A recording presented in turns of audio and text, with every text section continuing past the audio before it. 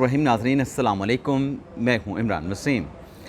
नाज़रीन, प्रोग्राम में सबसे पहले तो हम बात करेंगे आज जो पाकिस्तान तहरीक इंसाफ के सेक्रेटरी इत्तलात रऊफ़ हसन को, जिन्हें कल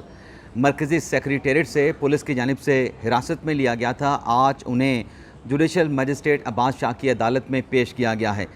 तो आज उनके जिस्मानी रिमांड के हवाले से जो अदालती कार्रवाई रही है, जो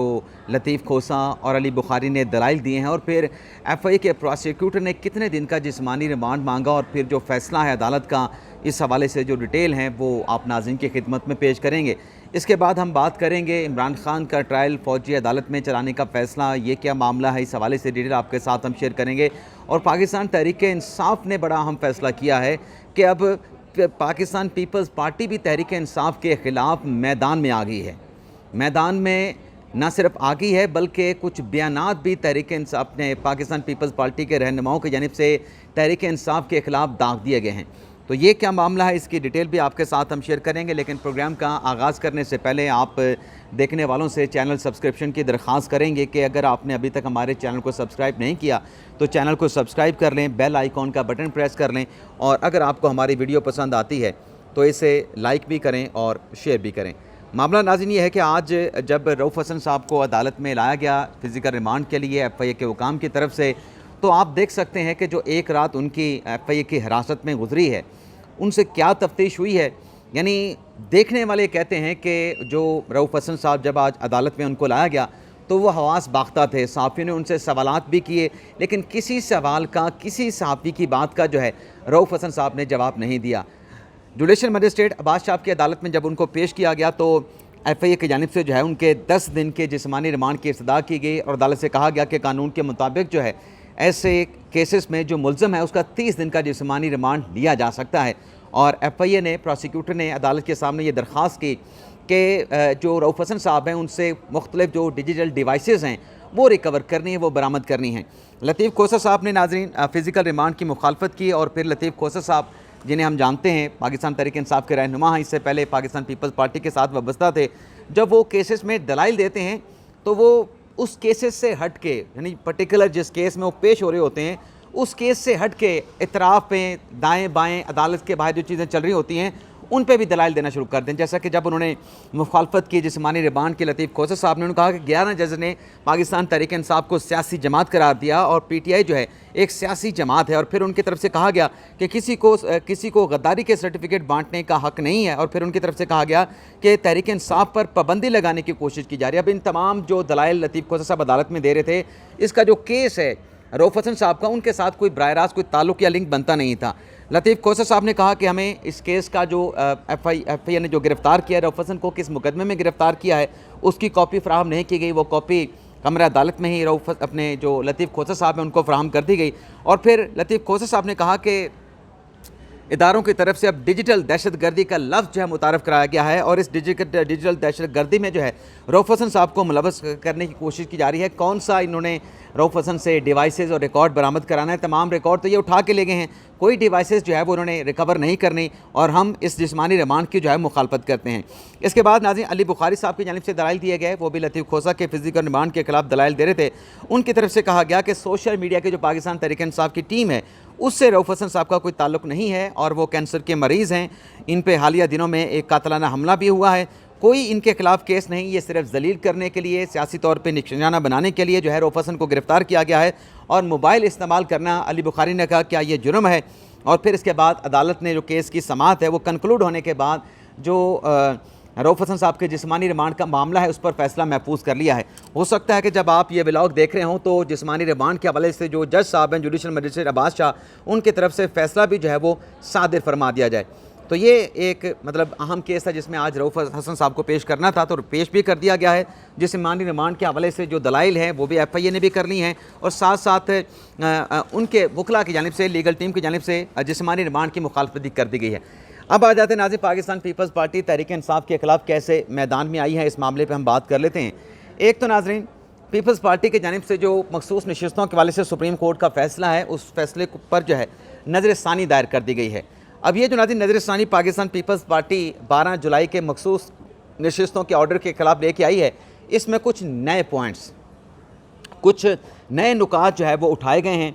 जिसमें वैसे नाज़रीन ये रऊफ़ हसन साहब पर जो है मुकदमा दर्ज किया गया, उसकी FIR भी मंजर आम पे आ गई है। रऊफ़ हसन और गिरफ्तार दीगर PTI कारकुनान पर FIA मुकदमे की कॉपी मंजर आम पे आ गई। इसमें यह कहा गया है कि दौरान तफ्तीश मुलज़म अहमद वक्कास ने मुकदमा नंबर 654/2024 में इंकशाफ किया। PTI की लीडरशिप और मीडिया सेल के 12 मेंबरान मुकदमे में नामजद किए गए हैं। आगे नाज़रीन, मुलज़मान रोज़ाना की बुनियाद पर अंदरूनी और बैरूनी ताकतों के साथ मिलकर मुल्क को नुकसान पहुँचा रहे हैं। मुलज़म की तरफ से रोज़ाना रियासत मुखालिफ बयानिया बनाया जा रहा है। मुलज़मान की तरफ से मुलज़मान में वक्कास अहमद, रऊफ़ हसन, आफ़ाक अहमद अलवी, हमीदुल्ला, ज़िशान फ़ारूक, मुलज़मान में सैयद उसामा, मोहम्मद रिजवान, मोहम्मद रफ़ीक, सैयद हमज़ा, मुलज़मान में खातून कारकुनान फ़रत, खालिद, इकरा, इलियास और दीगर जो है वो इसमें नामालूम को शामिल किया गया है। तो ये नाज़िम मामला हुआ है। लेकिन एक और ख़बर भी नाज़िम सामने आई है, इसी खबर में चलें ये भी शेयर कर लेते हैं कि सोशल मीडिया पे फायरवॉल की तनसीब के हवाले से वजारत दाखिला और वजारत IT ने अपना काम जो है मुकम्मल कर लिया है। सोशल मीडिया पे फायरवॉल की तनसीब का ट्रायल मुकम्मल कर लिया गया है। फायरवॉल से सोशल मीडिया पे तस्वीरें, वॉइस रिकॉर्डिंग, वीडियो डाउनलोडिंग बंद किया गया है। फायरवॉल से मोबाइल सिग्नल और इंटरनेट सर्विस को भी स्लो किया गया है। हुकूमत की जानिब से फायरवॉल मोबाइल डाटा पर लगा कर जो है वो चेक की गई है। वजारत दाखिला के अहकामात पर PTI ने तमाम मोबाइल फ़ोन कंपनीज़ को इशू क्लियरेंस की ईमेल कर दी है और व्हाट्सएप और फेसबुक अपनी असल हालत में बहाल हो गई है। ट्रायल के बाद हुकूमत फायरवॉल की खरीदारी करेगी। फायरवॉल खरीदारी का इश्तार पहले ही जारी किया जा चुका है। तो ये भी नाज़िम फायरवॉल के हवाले से अहम डेवलपमेंट हुई है। तो मैं आपको बता रहा था कि ये जो नज़रसानी की दरख्वास्त पाकिस्तान पीपल्स पार्टी लेके, इसमें कुछ नए नुकात भी उठाए गए हैं जो कि मुस्लिम नवाज़ की नज़रसानी की पटिशन में नहीं उठाए गए थे। अगर हम नून लीग की नज़रसानी को देखें तो वो 5 सफ़ात की थी और ये जो पीपल्स पार्टी नज़रसानी लेके आई है 13 सफ़ात के, जो आज सुप्रीम कोर्ट ऑफ पाकिस्तान में दायर की गई, जिसमें सुन्नी इत्तेहाद कौंसिल को, साहबज़दा हामिद रज़ा को, इलेक्शन कमीशन को, MKM को, नून लीग को और कुछ अरकान असम्बली को फ़रीक बनाया गया है। इस पटिशन में नाज़रीन पहले तो जो आम मंदरजात हैं वो आपके साथ शेयर कर रहे हैं, फिर जो ख़ास नए नुकात इस नज़रसानी में पीपल्स पार्टी ने उठाएं फिर वो आपकी खिदमत में पेश करेंगे।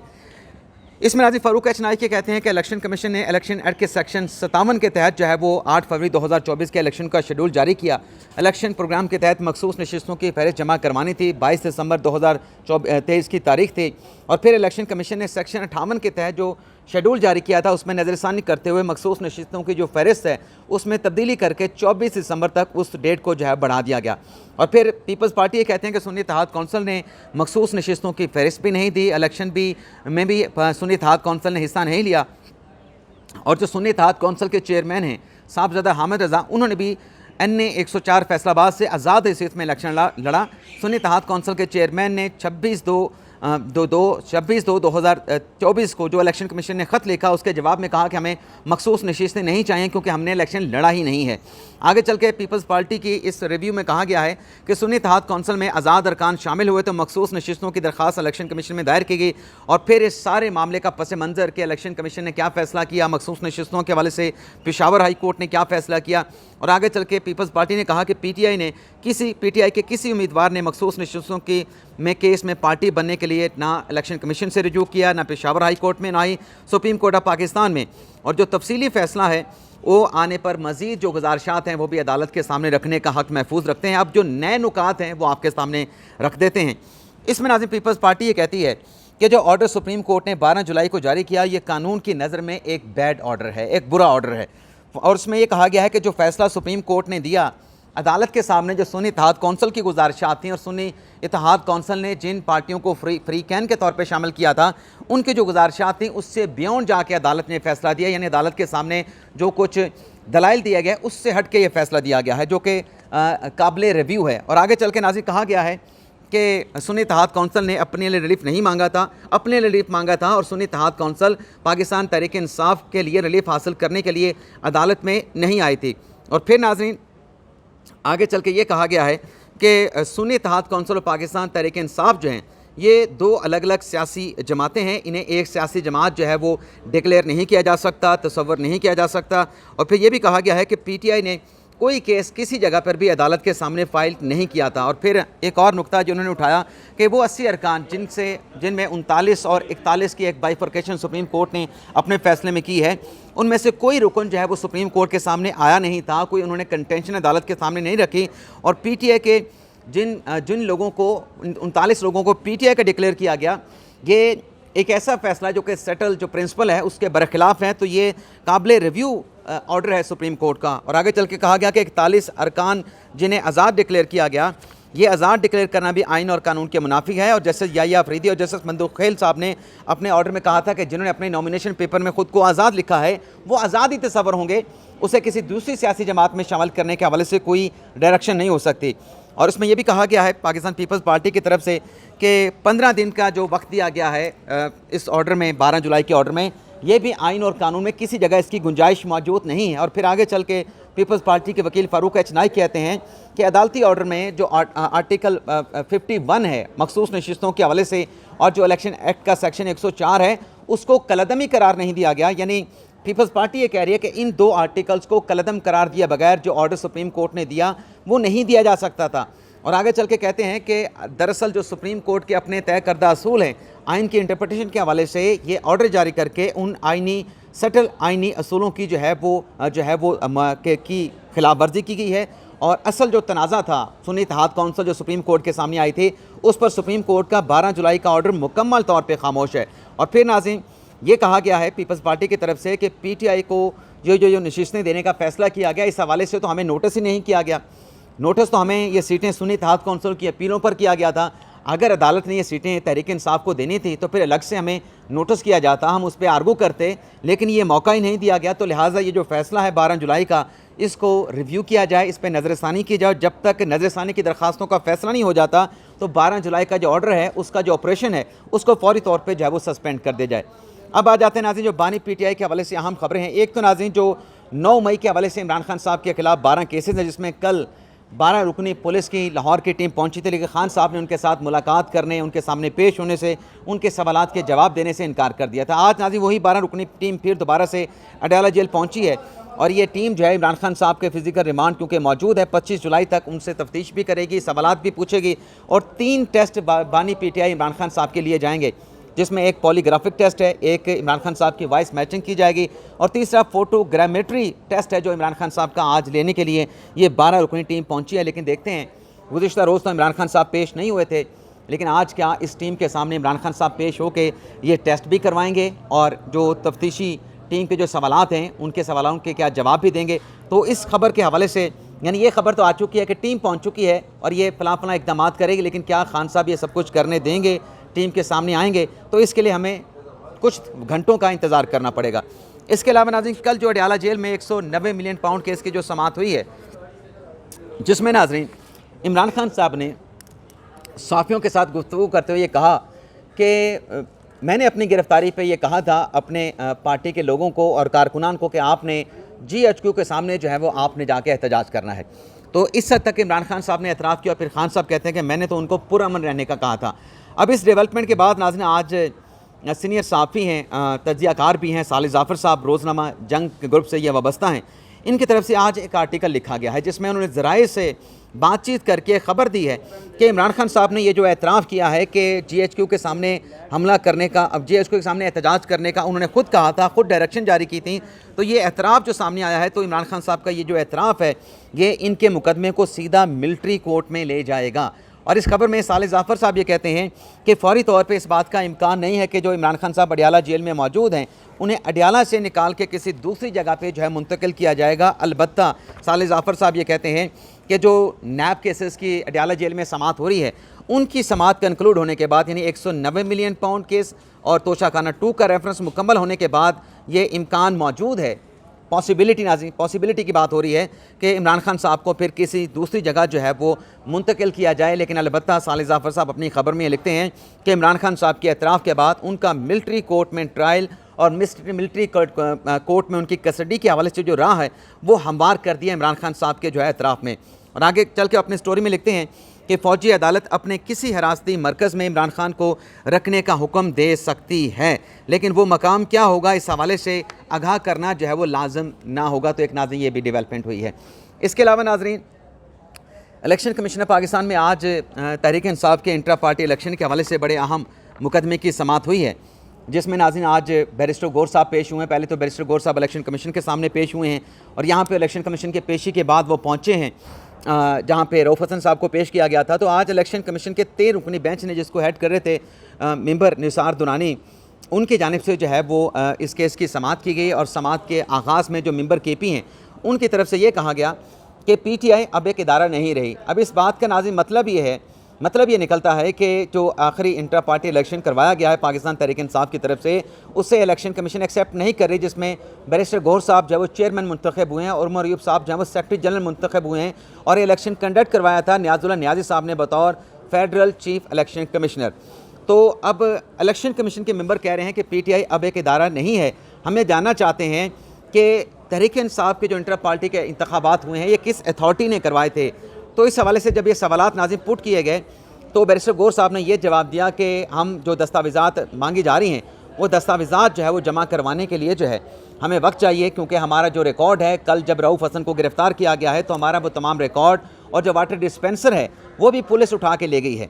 तो उसके बाद फिर उन्होंने जब मोहलत मांगी थी इंट्रा पार्टी इलेक्शन का रिकॉर्ड जमा करवाने के लिए, तो अदालत ने उनको मोहलत दे दी है और गैर मुइना मुद्दत तक, क्योंकि तारीख़ का जो ऐलान है वो बाद में किया जाएगा। लेकिन इसमें ना जो सवाल आता है कि ये जो मामला है PTI के इंट्रा पार्टी इलेक्शन का, आज जो इलेक्शन कमीशन की अदालत से मोहलत मांगी गई कि हमें ये रिकॉर्ड जमा कराने के लिए आप वक्त दे दें, ये रिकॉर्ड तो बहुत पहले ही जो पाकिस्तान तहरीक इंसाफ है उन्हें जो है वो अदालत में जमा करवा देना चाहिए था इलेक्शन कमीशन के रूबरू। आज ये रिकॉर्ड जो है वो जमा जो है वो करवाने की बात ना आती, मोहलत ना मांगनी पड़ती, और फिर उसके ऊपर आपको ये भी पता है कि मखसूस नशिस्तों का फ़ैसला भी आ चुका है। तो इसके बाद तो फिर मेरे ख्याल से ये जिस तरीके से इंटर पार्टी इलेक्शन में ये ख़ुद जो है वो ताख़ीर कर रहे हैं ताकि फ़ैसले में ताख़ीर हो और मामलात इसी तरह से लिंगर ऑन होते रहें और तबालत का शिकार रहें, तो ताख़ीर इनकी अपनी, रिकॉर्ड इन्होंने पहले जमा नहीं करवाया और फिर इसके बाद किसी अदालती फ़ोरम का फ़ैसला आता है तो फिर वो फ़ैसला देने वाला जो शख्स होता है, जो जज होता है, जो मजाज अथॉरिटी होती है, फिर उसकी ट्रोलिंग शुरू कर दी जाती है। तो आज इंट्रा पार्टी इलेक्शन के हवाले से कोई प्रोग्रेस जो है वो नहीं हो सकी। इसके अलावा नाजरीन एक और अहम मुकदमा जिसकी आज समाअत हुई है, उसमें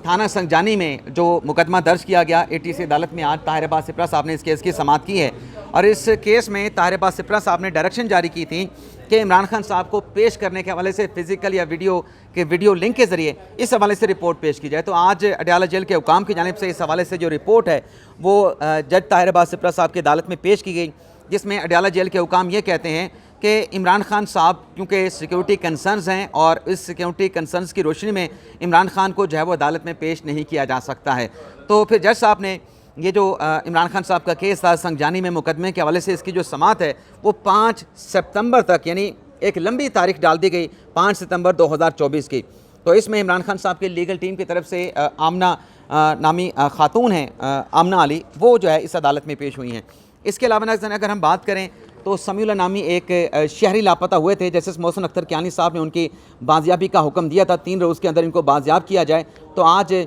जो इस मिसिंग पर्सन के हवाले से मुकदमे की समाअत इस्लामाबाद हाई कोर्ट में होना थी, तो मोहसिन अख्तर कियानी साहब तो रुखसत पे थे, तो जैसे अरबाब मोहम्मद ताहिर साहब ने इस केस की समाअत की है और जो समीउल्लाह की तरफ से पटिशन दायर करने वाले जो थे उनके वर्सा में से, उन्होंने आज ये पटिशन ये कह के वापस ले ली है कि जो समीउल्लाह हैं जो लापता हुए थे वो अपने घर वापस पहुँच गए हैं। तो बाजियाबी के बाद, समीउल्लाह की बाजियाबी के बाद ये दरख्वास्त जो है वापस लेने की बुनियाद पे आज जो है वो खारिज कर दी गई है, निपटा दी गई है। इसके अलावा लाहौर में इमरान खान साहब का जिस्मानी रिमांड और उनकी ज़मानत के हवाले से जो 9 मई के केसेस हैं वो आज लाहौर हाई कोर्ट में उस मुकदमे की समाअत चल रही है, उसकी डिटेल नेक्स्ट व्लॉग में आपके साथ हम शेयर करेंगे। और इसके अलावा इस्लामाबाद हाई कोर्ट में इलेक्शन तरमीमी एक्ट और इलेक्शन तरमीमी ऑर्डिनेंस के हवाले से भी केस की समाअत आमिर फारूक साहब कर रहे हैं। इन दोनों केसेस के समाअत का अहवाल फिर नेक्स्ट व्लॉग में आपके साथ हम शेयर करेंगे। इजाज़त चाहते हैं नाज़रीन, अल्लाह हाफ़िज़।